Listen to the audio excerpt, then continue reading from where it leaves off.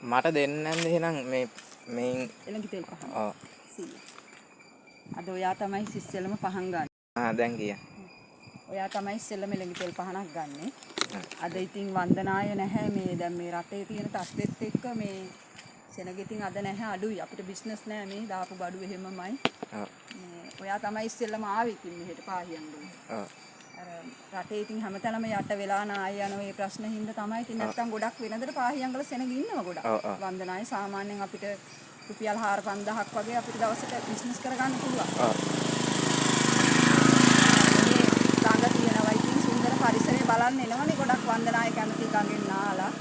පාහියන්ගල මේ ආසියාවේ ලොකුම ගල්ලෙන මේ පාහියන්ගල විහාරස්ථාන. ඉස්කෝලේ දූ දරුවන්ට එහෙම ගොඩක් වටිනවා. ඔව් පොත්පත්වල පවා තියෙනවනේ ඉතිහාස පොතේ තියෙනවා පාහියන්ගල ලේන ගැන. ඉතින් ගොඩක් ජනතාව වෙනවා ඉතින්